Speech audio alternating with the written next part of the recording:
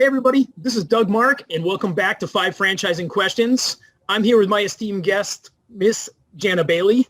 Jania is the CEO of Frannet, and we're really happy to have her on. We've already been talking a little bit behind the scenes. Jania, thank you so much for joining us today. We really appreciate it. Well, thank you. I'm very honored that you asked, and I'm looking forward to these questions. Yeah, well, I'm lucky enough to have met you in person throughout the years and kind of know a little bit about your background and what you all do. You even clarified some of that for me a few minutes ago, but could you tell our audience, what Frannet does and maybe how you differ from some other groups that might do something similar to you? Sure. Well, first of all, we're 33 years old, so that kind of sets us apart right there. We've been around. One of the things I like to tell people is we've got 5 second-generation Frannetters. So again, talks about the longevity not only of the brand, but the commitment of the people who come into Frannet. So Frannet is a franchisor. None of the other groups that I know, well, I think maybe one has been a franchise, but we are a franchisor. And again, what separates us is our people live and work in the territories in which they own. So the lady that owns Kentucky, Amanda Berry, is here in Louisville, Kentucky with me, and she is not selling into California or representing clients from New York. So she has to be very conscientious. All of our people are, but you don't want to burn clients in your own market. So you're extra careful to take the due diligence necessary. And again, when you see that we have 5 second-generation Frannetters, that tells you how well we take care of the clients in the territories in which we serve. That's really interesting. And when we talked earlier, we talked about kind of one of the things that kind of sets you apart from somebody else that might be a broker in a different organization. But one thing that really resonated for me was the fact that you're kind of doing your due diligence to find the good fit, I feel like, Yes. for a candidate. Can you just kind of expand upon that a little bit more for me? Of course. We've got about 200 brands in our portfolio right now. We call it our inventory. But we turn down around 100 concepts a year. Wow. So it's definitely not a write a check and you're in. And we take our franchisors, and it surprises some of them, especially if they've worked with other groups that don't do this process. We get a copy of their FDD, we interview their management team, and we go through a process very similar to what we have our clients do when they're looking at that concept. We do validation. We ask the hard questions. And we're not only looking for all of those things being solid, but I was a banker by training, and I immediately go to the balance sheet, the P&L, and, is this company solid financially? Are they going to be able to support these clients that we put into business with them?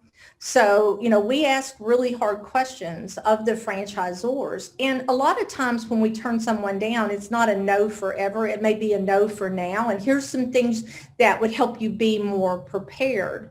Because quite frankly, if a brand comes into our portfolio unprepared for, exponential growth, they can get in trouble real quick.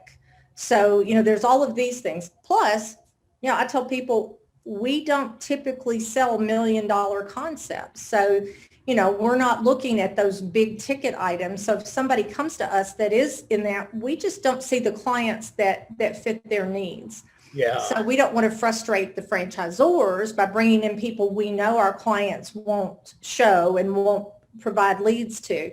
We try really hard to be sure what we bring in is going to get some traction with us. Now, what you said really resonated with me, because you're vetting the concept, but you're also vetting the candidates, which I think Yes. At the end of the day, you find good people with good programs, and that's a great match. Do you often get people that will use your services to buy into franchising for the first time that are then repeat people as well, and then we'll go through a process and say, I want another concept, maybe a little bit different? We do, but more importantly, a large majority of our current leads are from referrals from our prior clients. Oh. So I think, again, speaks volumes for us that our clients, even the ones that didn't wind up buying, will send friends and family to us because of how valuable the process was to them in reaching the right decision for themselves. Well, and that's the game. It's kind of unfair.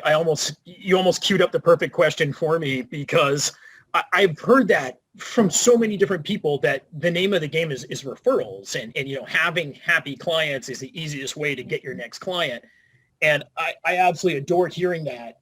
Now, I want to know, does training play a part in that for people too as well? So if they're looking for a concept, how often do you bump into people that say, Jana, I don't know enough about this business to really be training all these new people that are coming on board. Is there a good training program with this one? Is that a need that you hear buyers asking about, or not as much as I might think? Not as much, because as we tell, as we tell the franchisors, that's one of the things we try to undercover in our due diligence. Yeah. And, that's why I tell them, if they've gotten through our approval process, they don't need to jump up and down and tell us how great their training is. We know it's there, or they wouldn't be in. They wouldn't have made it through the process if they didn't have that. Right. Now, we do have to tell clients, we have to be sure they understand the difference in an emerging younger brand and a very well established. And so we try to determine their appetite for being an early franchisee versus wanting to be with a legacy brand, because those are important things to find out. Yeah, and I would imagine with your legacy brands, most of their systems are built out, and so you're trying to follow the blueprint or the formula. With an emerging brand, you need candidates that are probably more open to go with the flow a little bit, be a little bit understanding that we don't have all those pieces, but we're getting there. Yeah. Oh, that's they sometimes want to be a part of helping, they want they want to have a voice. These are the more leaning towards a real entrepreneur, as it might be. Yeah. We say franchisees are a little something different because they don't want to have to reinvent the wheel and figure it all out for themselves. Yeah, I come across that a lot, and I'm like, when I'm thinking about franchisees, they're always entrepreneurial. They're just not entrepreneurs. And, exactly. They love the idea of owning their own business, but they'd love a little bit of help. Well, that's great. And of course, it segued into another question. You actually segued into this for me because you talked about your banking background. Mm-hmm. And we do our due diligence to do a little bit of research. And I noticed that you were in banking. Do you think that made you uniquely equipped to handle things when the pandemic hit and we had to navigate through how do we get our PPP funds and things like that? Did the banking background help you at all there? It definitely did in a lot of ways, because, one of the things, I was a commercial loan officer, and we used to talk about, anybody can run a company when the economy is right for that business and everything's going smooth. And, the test of a true leader of an organization, any company, comes when there's bumps in the road. And, that wasn't a bump. That was, a mountain got thrown in front of us. Yeah. And I did quickly revert into my look at the expenses, what could be cut. And I started doing the what ifs, what if we drop this much? What if we drop that much? What are the steps I have to take?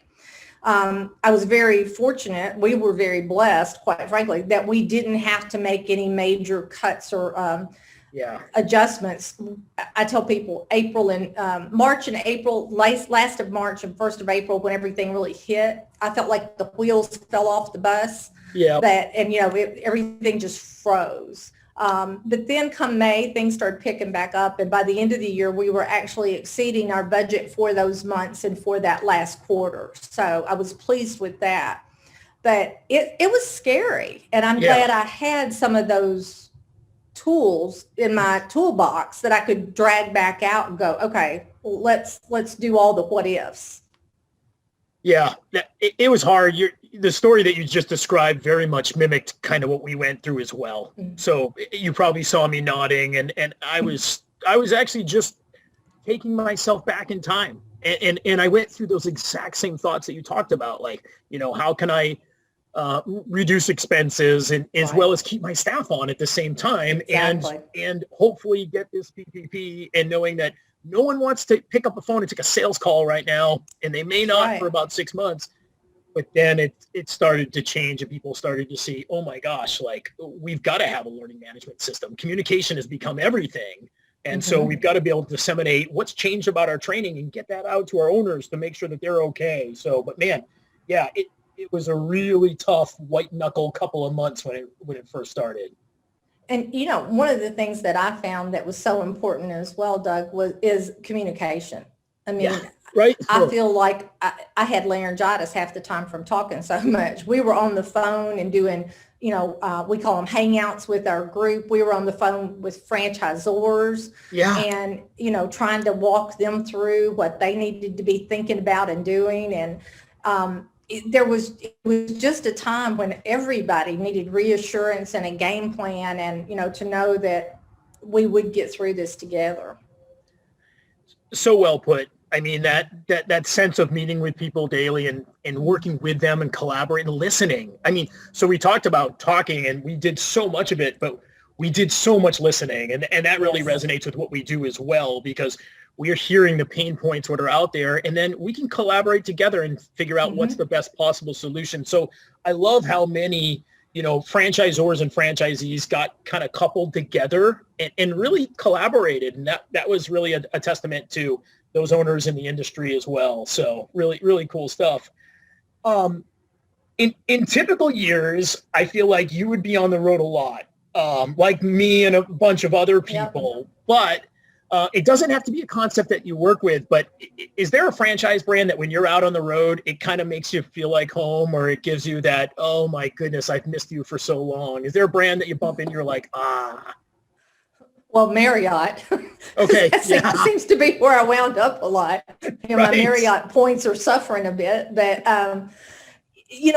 for me, it was the camaraderie that I miss. It's the friendships, the hugs from your friends when you'd see them.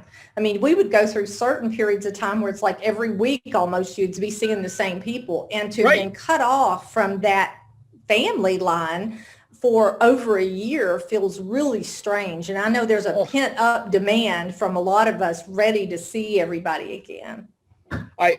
You can't tell, but I have goosebumps right now from what you just said, because you're absolutely right. It's such a family in franchising, and we were cut off from our friends, our actual families, and then our work families too. And so we're so used to like seeing those people in public. And I mean, I feel like I've got like 150 hugs that I owe right now, and I've got them all kind of stocked up inside of here. But I think by next February at IFA again, we'll be able to distribute those hugs freely. So yes, I hope so. Good. That's what we're looking forward to. Yeah. This is great. This is a great question, because you never know what's coming and I never know what's coming. But like, do you have sort of like a memory from an IFA that you've attended that was like really great for you, that you always remember about IFA when you think about it? Well, a couple of years ago, I was honored to be given the Bonnie Levine Award. And I think that will always be the highlight of my franchising life in general, much less the IFA. That meant so much to me. I was able to have my mom with me there and my husband with me, and one of my sons was able to make it. So, but what that award represented to me was the friendships that have been forged, and, they recognized it as mentoring. I just recognized it as being a part of, and reaching out and being a part of with other people in the industry. The IFA in general is probably one of the most open and collaborative groups you can ever be a part of. And just that in general. And I think back to when I really got active in IFA was when I took this job. I'd been a member previously, but I had not been active because it wasn't required of the position I was in, and really wasn't encouraged. But with this job, I made a commitment to myself to jump in with both feet. And I was amazed at how easy it was and how quickly people just embraced you. And if you were raising your hand and wanting to do stuff, they found work for you to do. Yeah. So it's, I've heard people say things like the IFA is a big clique and this and that. I really don't see that. I see it as people that do more business together do tend to hang out together more, or if you've got more in common. But I found it to be very open and easy to become a part of. Or maybe it's just because I'm a bulldozer. I don't know, but. Well, I'm not a bulldozer, and I had a very similar feeling. I know it doesn't appear that way, but in a lot of ways, I'm very introverted.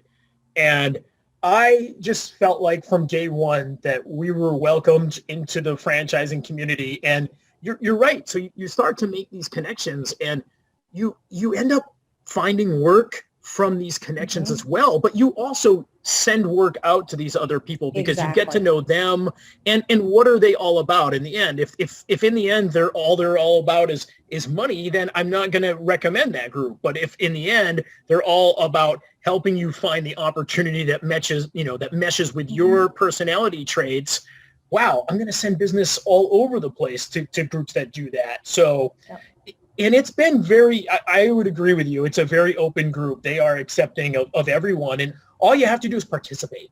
Exactly. Right? Like if you're just going to be a wallflower, you might start to say, nah, this might not be right for me, because you see these people, they're all hanging out, having a great time, and they treat each other like friends and family. And but I will tell you this, they'll let you in. They'll open their arms and let you in for sure. All you have to do is introduce yourself. Yeah. So, go ahead. I was gonna say, I agree with you totally. I think, being a wallflower and standing back doesn't pay, but neither does, some people come in and expect to have all the connections in the first IFA meeting, and that's not going to happen. It does take time, but being there and being consistent and being a part of is how you make it a long-term investment of your time and your friendships. Yeah. Yep. And gosh, we miss a lot of people right now. Hey, Jana, how is COVID kind of rearranging all of our lives affected the work that you do with your owners? Well, I'm actually physically in my office today, and this is one of the few times. I'm in here because we've got a new person, and I want to be sure she doesn't feel, left alone. But we're actually still working from home for the most part. The big change for us is not having the in-person meetings. Frannet had 2 big meetings every year, spring and fall. And, we would have 300 people there that were our franchisor partners and the Frannetters. So, adjustment to virtual very quick face-to-face meetings, which is what we've always said. You meet with our people face-to-face because we're in the market in which, you are. Now, all of a sudden, we had to learn Zoom, and we had to learn, Google Hangouts. And I had a lot of my team that didn't feel they were as effective. They prided themselves in how well they connected with people in person, and we had to help them get past that hang up of this doesn't work. And yes, you can connect with people. And if you're a genuine person, it still shows through the screen just like it did in person. Yeah. Yeah. We've seen that. And it was tough, right, to make that adjustment at first because we were just so used to doing everything in person. Yeah. Did you all have everybody make sure that their camera's on? Did that help? Yeah. Yeah, that's a tricky one, right? At first, plenty of people don't want to turn their cameras on.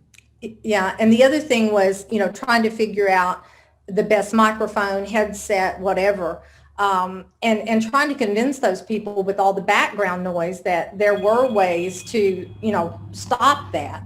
Yeah. So it was just that whole process of acclimating them to this different way of doing business.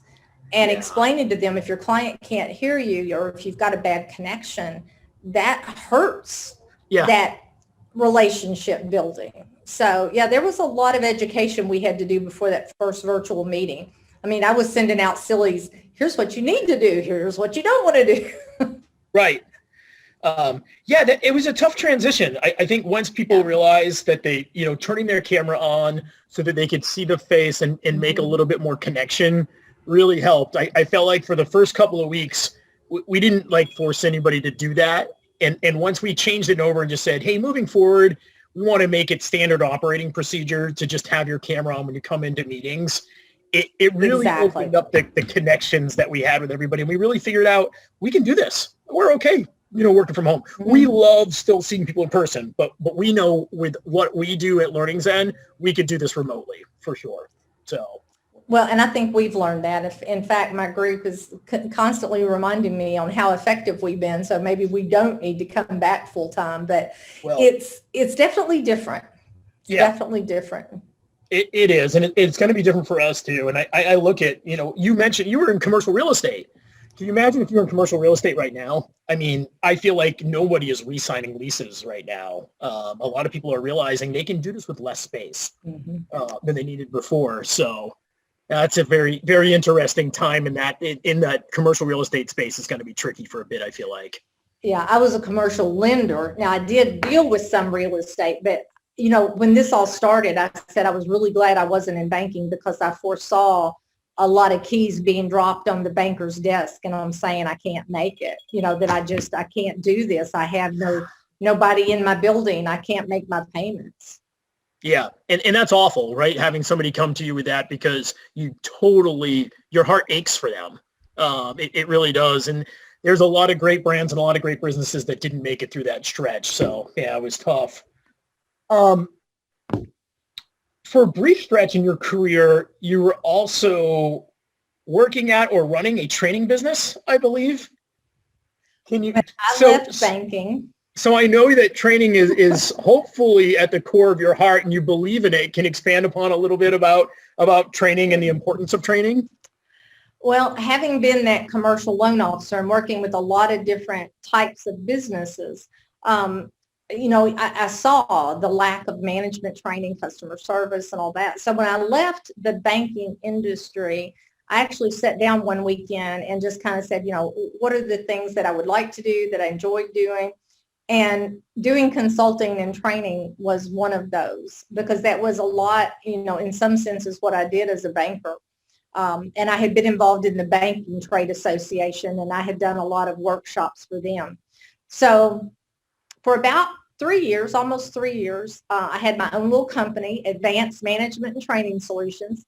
And I traveled all over the country. I was also a contract trainer for Skill Path seminars. I think most people are familiar with. And I covered 8 different topics for them. Wow. Throughout the U.S. and Canada. And that'll work you to death to talk about living on an airplane. But I loved that whole world. And if I could have made enough money at it to give up everything else, but that's actually what got me in franchising. One of my clients was a multiple region owner for Fantastic Sam's, and I was doing training for his salon managers as well as the regional staff and that sort of thing. And after me doing that for a couple of years, he offered me a position as the regional director. And I wound up managing a 5-state region for him. So that was the pathway that eventually brought me to Frannet 15 years ago, soon it will be. Wow. I'll reiterate something that you spoke about, which was that how much time you spent on airplanes. So before I started working heavily with learning management systems, I worked with CRMs and business intelligence tools, and I was the lead trainer for this company, and we got sent all over the world. And I mean, when they say 75% travel, at first you're like, oh, that's awesome. I'm going to go to all of these like amazing places. And I won't name, city names, but you end up going these similar cities over and over again. Yep. You're spending what seems like your entire life on an airplane. And it's really cool at first, but I've always said that's a young person's game, right? Like it is, out of college, you want to be a trainer and travel 75% of the time, you're going to have a blast. You're going to see the world. You're going to do really cool things and do it while you can, because you'll get burned out, right? Like I got burned out. Yeah. Well, people would talk to me about how glamorous it was. And, well, did you see this while you were there? And I said, no, what I saw was an airport and a hotel and back to the airport. It's the glamour is not there unless you just really enjoy sleeping in a hotel bed all the time, which, that gets old too. I always have this experience that I'll remember was I had to go to China.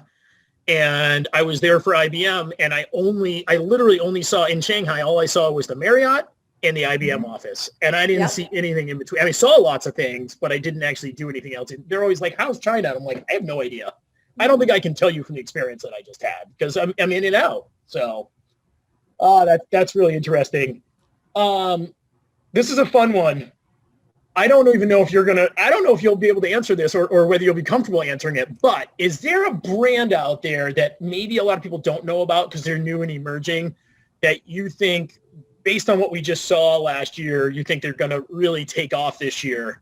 Is there one that you're kind of really excited about? It's hard to play favorites with all of your children, I know, but.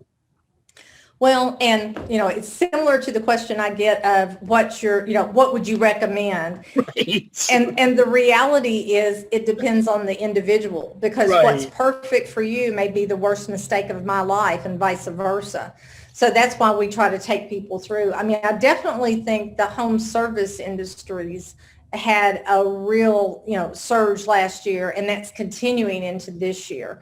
I think people who previously might have looked at home service as that's not very sexy, that's not very exciting. All of a sudden they're like, no, but it's an essential service and it's consistent. It's recession resistant. Now we've said it's COVID resistant. So, anything in the home service industries that's been proven. The other thing you talked about a pet park earlier when we were talking, I think anything with pets.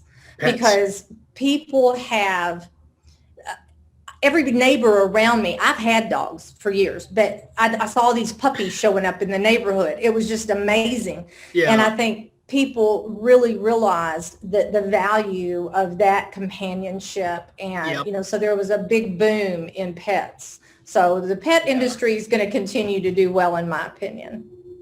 I really agree with you there. I mean, everything you said, I mean, from the unconditional love that pets give us to realizing that I've been working at home for a year. Now I got to go back to the office. Now I'm going to need dog walkers or dog sitters or so I can definitely see those brands really expanding. Well, that's cool. That's really interesting. Thanks for sharing that. You're welcome. I think this is actually a really good one. Do you have sort of like what was your biggest takeaway from 2020? Everything that we just went through, what's your kind of biggest takeaway? You're like, oh my goodness.